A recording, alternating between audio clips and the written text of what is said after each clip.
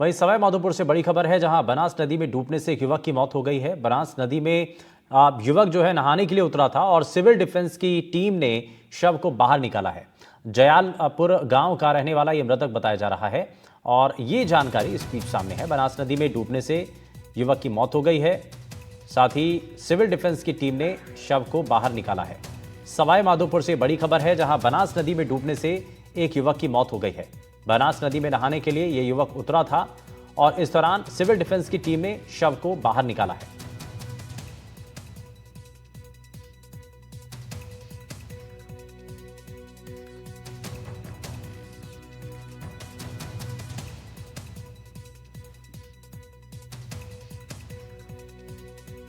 तो सवाई माधोपुर से बड़ी खबर है और इस खबर पर हमारे संवाददाता भी हमारे साथ जुड़ेंगे। जयालपुर गांव का रहने वाला ये मृतक बताया जा रहा है। बनास नदी में डूबने से युवक की मौत हो गई थी और बनास नदी में नहाने के लिए युवक उतरा था। कारण क्या है और कैसे जो है इस युवक की मौत हो जाती है, ये अपने आप में बड़ा सवाल है।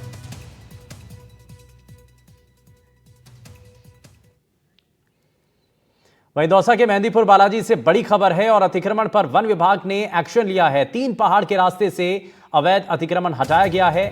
वन विभाग की टीम ने अवैध निर्माण को ध्वस्त किया है। लंबे वक्त से अवैध निर्माण की शिकायत मिल रही थी और इसको लेकर के सवाल भी उठाए गए। तो दौसा के मेहंदीपुर बालाजी से बड़ी खबर है, जहां अतिक्रमण पर वन विभाग की टीम ने एक्शन लिया है। 3 पहाड़ के रास्ते से अवैध अतिक्रमण को हटाया गया है। वन विभाग ने अवैध निर्माण को ध्वस्त कर दिया था। लंबे वक्त से अवैध निर्माण की यहां पर शिकायत मिल रही थी, जिसके बाद ये कार्रवाई यहां पर की गई है। तो अतिक्रमण पर वन विभाग की टीम ने एक्शन लिया है। 3 पहाड़ के रास्ते से इस अवैध रूप से किए गए अतिक्रमण को हटाया है और वन विभाग ने अवैध निर्माण को ध्वस्त कर दिया।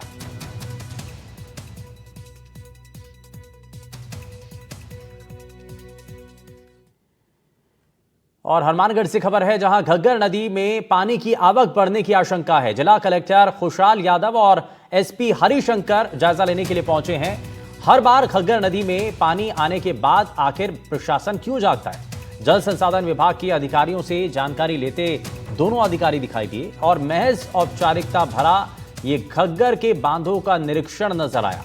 साल भर घग्गर सूखी होने के बावजूद यहां पर कोई सुधार नहीं होता है। घग्गर नदी में अतिक्रमणों को हटाने में कोई भी जिला प्रशासनिक अधिकारी रुचि नहीं दिखा रहा है और पानी आने के बाद आखिर कैसे अतिक्रमण हटाएगा प्रशासन, ये अपने आप पे सवाल है।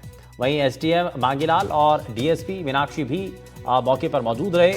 पानी की ज्यादा आवक से बाढ़ की स्थिति भी बन सकती है।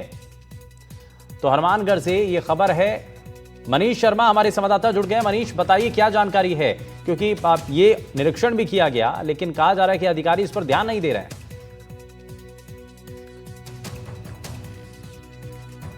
यादव और जो हनुमानगढ़ एसपी हरिशंकर है, उनके नेतृत्व के अंदर कई जिलाधिकारी और जल संसाधन विभाग के अधिकारी नहर के बंधों का निरीक्षण करने पहुंचे थे, जिसमें उन्होंने जो जल संसाधन विभाग के जो अधिकारी थे उनसे विभागीय व्यवस्थाएं और जो उपकरण है उनके बारे में जानकारी जुटाई और उन्हें सावचेत रहने के लिए और जो बंधे हैं उनको और मजबूत करने के निर्देश भी दिए। लेकिन बड़ा सवाल जो ये है कि 2023 में 2 साल पहले जब बाढ़ की स्थिति बनी थी, तब जिला प्रशासन ने तमाम बड़े दावे किए थे जो घग्गर बहाव क्षेत्र है उसके अंदर से अतिक्रमण हटाने के, बंधों को मजबूत करने के।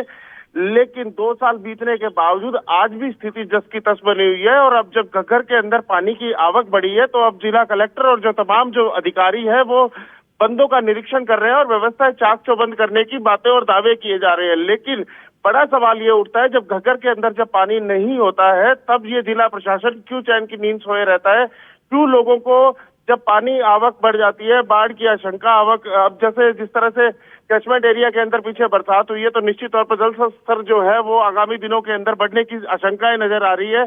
और 2 साल पहले भी जब बाढ़ की स्थिति बनी थी तो जिला प्रशासन ने तमाम प्रयासों के बाद में किसी तरह के बाढ़ के संकट को टाल दिया था। लेकिन जब 2 साल जब ये नहर सूखी थी, इसमें पानी का जल स्तर बिल्कुल नहीं था, तब इन जो सुधार कार्य थे इनके ऊपर ध्यान क्यों नहीं दिया गया? ये एक बड़ा सवाल है जो आम लोग भी पूछ रहे हैं जिला प्रशासन से। लेकिन अब जब पानी आ गया नहर के अंदर तो ना तो अतिक्रमण हटाना संभव है, ना बंधों की मजबूती उस स्तर पे की जा सकती है और ना कुछ और इस तरह की व्यवस्था की जा सकती है। जो आसपास के जो लोग हैं उनका ये कहना है कि जो बहाव क्षेत्र है उसके ऊपर जो बंदे हैं वो उसके ऊपर लोगों ने अतिक्रमण कर रखा है, जिनको अब हटाया जाना बेहद मुश्किल है, वो संभव नजर नहीं आ रहा है। तो ऐसे में जो जिला प्रशासन का जो निरीक्षण और जो जायजा लेने की जो दौरा है वो एक महज औपचारिकताएं नजर आ रही है। अब देखना ही होगा कि जिला प्रशासन जिस तरह से ये निरीक्षण करने के जो आज उन्होंने निरीक्षण किया है वो उससे आम लोगों को और जो बाढ़ की आशंकाएं जो बलवती होती जा रही है उनको किस तरह से टाला जाएगा। ठीक है, बहुत शुक्रिया मनीष इस पर जानकारी देने के लिए। तो फिलहाल घग्गर नदी में अतिक्रमण को लेकर के ये बड़ा सवाल है। वहीं बहरोड जिले के बांसुर क्षेत्र के इसरा का बांस गांव में एक दिल दहला देने वाला सड़क हादसा सामने आया। सड़क के किनारे खेल रही करीब 3.5 साल की मासूम बच्ची को एक पिकअप वाहन ने कुचल दिया। हादसे में बच्ची की मौके पर दर्दनाक मौत हो गई। घटना देर शाम की बताई जा रही है, जहां मृतक बच्ची के पिता ने बताया कि बच्ची घर के बाहर सड़क के किनारे खेल रही थी और ये तस्वीरें भी सामने आ गई हैं। देखिए आपके जैसे ही घर से बाहर बच्ची खेल रही थी तभी अचानक से तेज रफ्तार पिकअप ने उसे कुचल दिया। वाहन का टायर सीधे बच्ची के सिर पर चढ़ गया, जिससे उसकी मौके पर ही मौत हो गई। घटना के बाद जो है पुलिस की टीम मौके पर पहुंची और सीसीटीवी के आधार पर मामला दर्ज कर इस मामले की जांच शुरू कर दी है।